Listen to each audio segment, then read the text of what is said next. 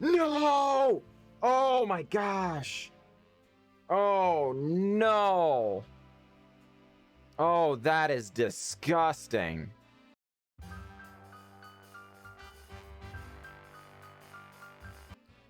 Greetings, everyone. I am glad to be here, and I am glad that you are here. Today's deck is all about Oona's Blackguard. And it's a card that I am really fond of.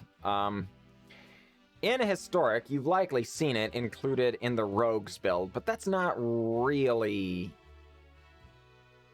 It's not really about Oona's Blackguard there. That's about the Rogue tribe. And she's a very powerful card in it, but she is not the superstar. Our goal is to make Oona's Blackguard a superstar, because I love this card. For those who are unfamiliar, 2 mana, 1/1 flying, each other rogue creature you control enters the battlefield with a 1/1 counter on it. So that's why she's included in the other rogue deck. You know, your creatures enter with 1/1 counters. She's like a rogue lord, kinda. She doesn't help rogues that are already on the battlefield, but rogues that come after. She benefits. What we're trying to make use of is, whenever a creature you control with a 1/1 counter on it deals combat damage to a player, that player discards a card. Now, those of you who are familiar with the stream will note that not long after Amonkhet released, I built a deck similar to this one and played it some and had a great time. Did some really silly things, but the Rogue tribe in general got a lot better with the release of Zendikar. So I thought, oh, I'll revisit. As it turns out, there aren't that many Rogue cards from Zendikar I'm actually interested in putting in, but there are a couple of notable cards. The Blackbloom Rogue is allowing us affording us the opportunity to get a few more lands in, because right now we're on 22 lands. Not great, but as far as trying to cast 4-drops anyway. But with 22 plus 4, we're actually on 26, right? And with a relatively low curve, I think that that is pretty reasonable. Average CMC is 2.2. You do have to know that that is a little... It seems maybe a little heavier than it actually is, because we are weighted a little high on 3s, because these are not... They're counted as 3-drops, but are not actually 3s. So when we move those over here, suddenly it doesn't look nearly so heavy weighted. And then on top of that, we do want a few more 3s than normal, because Collected Company allows you to put 2 creature cards CMC 3 or less from among them onto the battlefield. So the more 3-drops you get, the better, normally. The notable exception for us being, of course, Oona's Blackguard, because that will be a card we want to include the vast majority of the time, right? So that being said, the other notable cards, all mainly counter synergies, right? Swarm Shambler, Pelt Collector, Growth Chamber Guardian, giving us some grind against more removal heavy style decks. Scavenging Ooze, giving us main deck graveyard hate. Maybe it's possible we want another one of these. I'm not entirely sure. We don't we're pretty aggressive, so we don't typically have a lot of untapped mana, but we'll see. We have 3 Drana, Liberator, Malakir, and boy, folks, I love this card, and any excuse to play this card is a good one for me. But this deck in particular is very, very powerful. The Drana is. Whenever Drana, Liberator, or Malakir deals combat damage to a player, put a 1/1 counter on each attacking creature you control. She has first strike, so she'll deal damage and then spread out the counters. So, if we attack with, let's say, an Oona's Blackguard and a Blackbloom Rogue, neither of those have 1/1 counters on them. With Drana, everybody attacks. There are no 1/1 counters. It's no big deal. Opponent's just like, yeah, I guess I'll take 5. It stinks, but whatever. Drana deals damage. Counters go on. Now, instead of taking 5, they take 7. And, well, admittedly, Drana also gets a counter. She just already done damage, so they don't take more damage there, right? But so then, now Blackbloom Rogue is hitting for 3 and has a counter. Oona's Blackguard now hitting for 2 and has a counter. Opponent discards 2 cards. can be back-breaking. Not to mention the fact that our team also grew. And that is a powerful thing. Nighthawk Scavenger, you're all familiar with, very likely in here because it's pseudo-removal on the blocks. But also relatively aggressive creature with some lifelink to help us stay in the game against like mono red style strategies, things like that. No counters, but it is a rogue, so Oona's Blackguard can sometimes throw counters on it, as can Drana. Grakmaw is a 3/3, 4/3, so it definitely could be worse. But whenever another creature you control dies, if it had a 1/1 counter on it, put a 1/1 counter on Grakmaw, and then when Grakmaw dies, we get an XX creature, where X is the number of 1/1 counters on Grakmaw. So it can give us a lot of value. It is a legendary, and we're trying to respect the legend rule. As it turns out, Drana also legendary, but she is so important to the strategy. We're okay with that, and there are 3 of her here. And then the other notable card here, Crawling Barrens, is a creature with a 1/1 counter. So we can animate it, and Drana can drop counters on it, as can... If we have an Oona's Blackguard out, if the Crawling Barrens is hitting the player, it counts, right? Opponent has to discard a card. So very notable cards there. Swarm Shambler, as I'm sure you know, is both a creature with counters on it that can grow, but also gives us a little bit of removal protection, right? Where if they target a creature we control with counter on it, we get a green insect, which of course, again, can grow with Drana. So... all those things, fantastic. The only card we really haven't discussed outside of Collected Company, which doesn't need any introduction, is Champion of Lambholt, which is quite important to the strategy. Whenever a creature enters the battlefield under your control, put a 1/1 counter on Champion of Lambholt.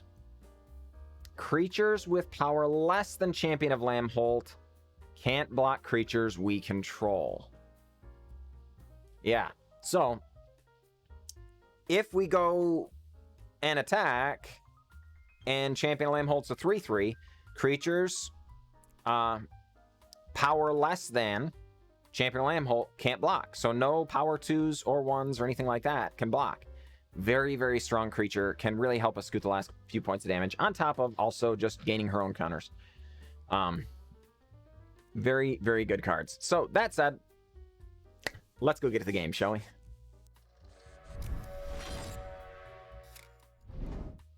All right, ladies and gentlemen, here we are up against Kyorg 23. And yeah, it's a 2-lander on the play. We sometimes get burned for doing this, but we have all of our colors.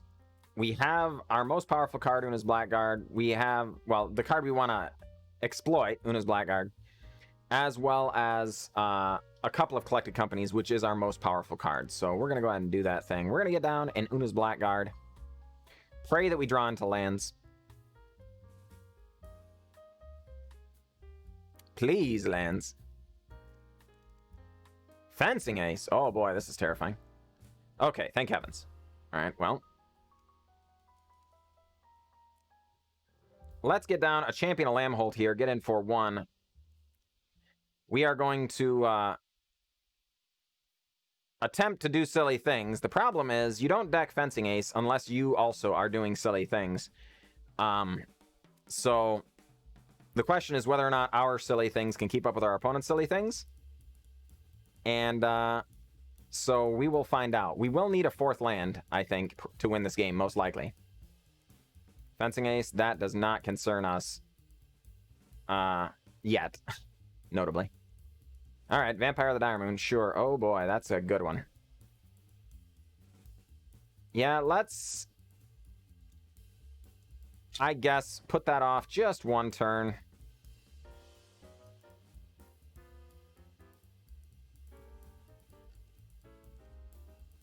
Because the Vampire of the Dire Moon can't block anyway. Opponent has to discard a card here. And next turn, we could get a really, really interesting turn to happen. Potentially. With the Collected Company during attacks. Hooded Blightfang. What is this? What is this? Alright, Fencing Ace getting in. Sure. No, damage dealt. Well, we are going to eat the enchantment in their graveyard. Alright, well, yeah, let's do this right now during main phase. Alright. Because we don't know what all things we're going to get, and it helps inform our attack step if we do know. So, let's just casually hit our opponent down to 6, make our opponent discard 4 cards. Sadly, they only have 2 cards left, so they will only be able to discard just the 2. What can you do, folks? What can you do? Our opponent in a bit of a spot. They are like super dead and a half if they can't get rid of Champion of Lambholt, but they only have 1 card to do it. You know, Kjorg, was that top spell a removal spell?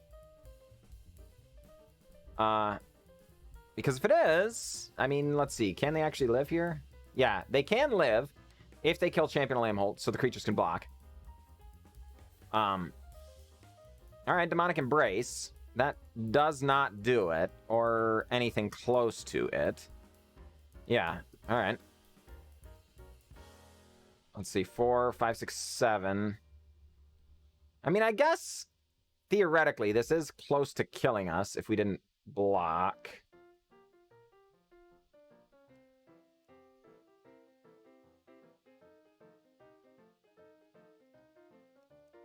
Yeah, I guess we're just gonna block like this. Opponent goes up to 12.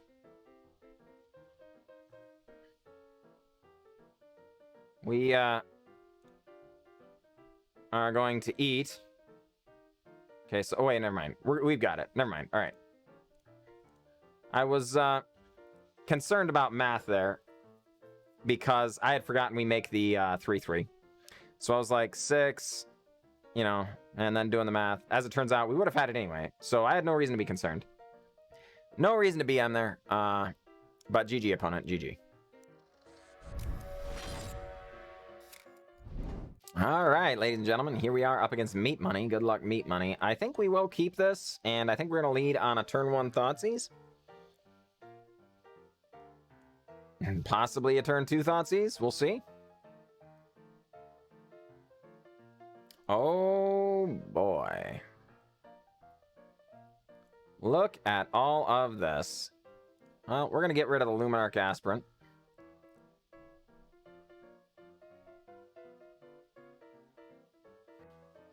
I think the Yorvo is next to go.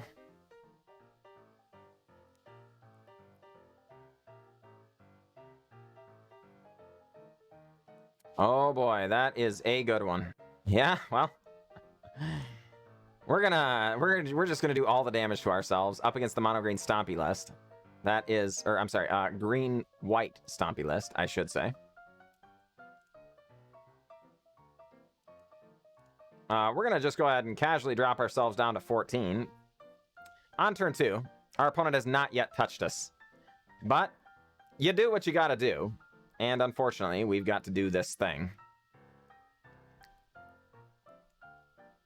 Oh, boy. That is a card we desperately want, folks. Drana, coming on down. Going to grow our Pelt Collector. Yep.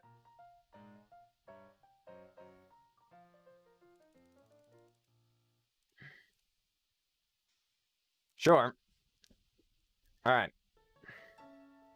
So, next turn, likely to be a good turn, hopefully anyway. Opponent has a Pride Malkin. Counter goes on to Pride Malkin.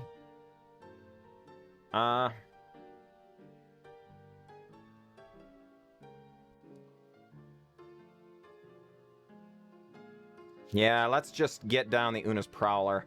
If our opponent chooses to block here, they trade, which is wise. If they don't, now they take damage and have to discard a card. But the Drana now also forcing the discard, very, very strong. Our opponent, yeah, I was going to say, they almost certainly have to run out the Voracious Hydra here, which they do. And that is, in fact, just fine with us. we're going to get down a Nighthawk Scavenger and get in with Drana. This card running away with the game just a little bit right now, and it can. Drana, Liberator of Malakir, is just a very, very strong Magic card. All right. Well, Vivian, somewhat problematic here. Not real excited about that. Sure, Voracious Hydra goes up to a 3-4. Gonna get in. No, we won't block. We drop down to 11. And darn it, still don't have our second green for Champion of Lambholt. So let's just, yeah, I mean, let's just do this thing, I guess. Yeah, fine. And, yeah, okay. Meat Money's like, you know what? Actually, I'm done. And I don't blame you, Meat Money. It was a bit of a tough spot for Meat Money. That said, good game, Meat Money. It was an honor.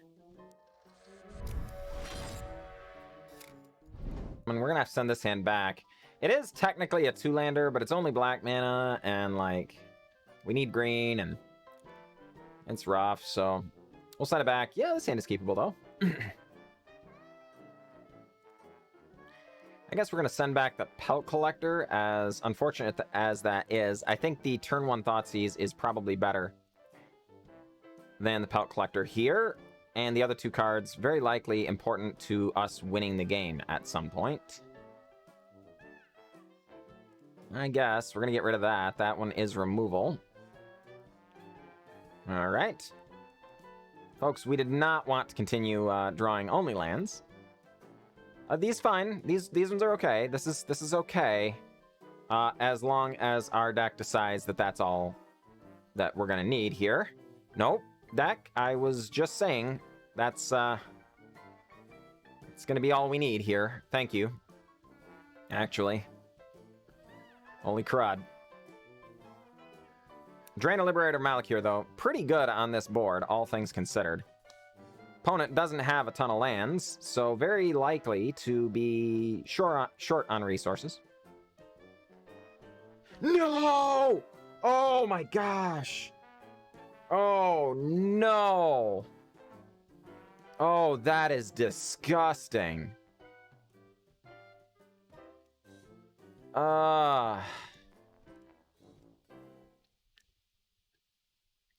Yeah, we're gonna play our Pelt Collector. Man, that...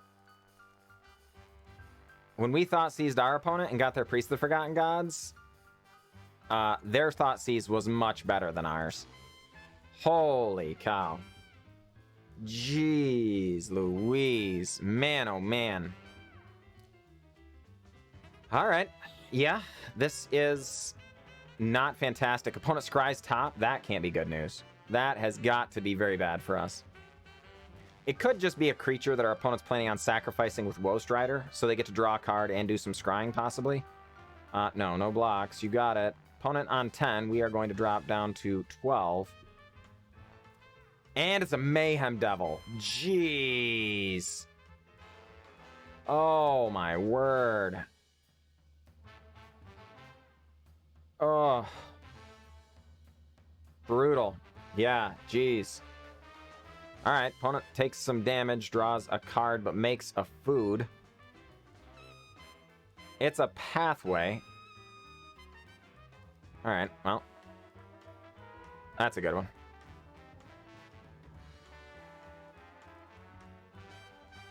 Yeah, we're gonna get in.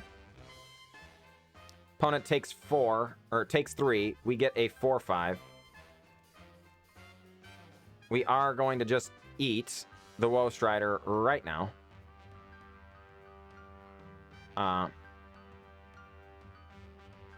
Yeah, this is fine.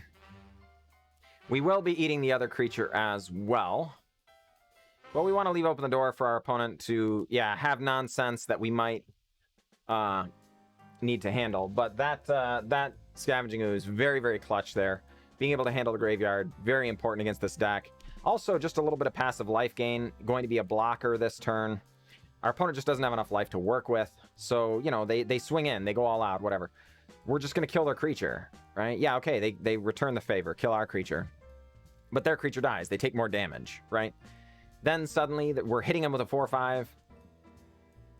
you know, they just, you know, they can gain some life. It's true, but clearly our opponent, when they drew, it was probably just a not important card. And poor Goblin King. Difficult spot to be in, indeed. Can't empathize, but it was a good game nonetheless. Good game, indeed. It was an honor. Goblin King. All right, folks, we're back here looking at the deck. And as it happens, this ended up being another one of the uncut videos or whatever, right? Because we played 3 games, we won 3 games. I typically like to get you enough content to get you in the vicinity of 30 minutes or whatever, right? So greater than 20, less than 40 or 45 typically, depending on the length of the matches and stuff. So that often winds up being in the vicinity of 3 games, right? But geez, the deck just really performed. Not gonna lie. You saw what I saw. I didn't see anything else. Normally, there's some losses in there that we will indeed edit out just because apparently people don't like to watch my jank getting curb stomped game after game. It can be both not super entertaining and a little boring to watch, apparently, as the same meta deck crushes us over and over. But I always try to be honest about how good the deck is or isn't, so that if you spend your wild cards, you know with confidence, hey, this deck performs or this deck does not perform. Well, darn it, this deck performed. It performed really stinking well. Now, some of that may be I got lucky. Maybe got some good matchups, some things like that, right? You know, yeah, fine. You'll have to evaluate that. But that being said, I do think the deck was very good in the matches we saw, and there's definitely something to do here. It's possible. Maybe we want to split the Dranas and the Grakmaws. Maybe just 2 and 2 on our legendaries is better, so that we don't get stuck with them. Maybe we just want more Scavenging Oozes, possibly, right? Let me know down in the comments below on how you might change the deck to make it better. But keep this in mind. Non-creature spells are kind of a no-no right from here. We have 4 Collected Company, we have 4 Thoughtseize. So unless you're going to take away some Thoughtseize for something, we have to keep our creature count high. You really can't go below about 28 creatures, give or take. That's it. We're padded a little high.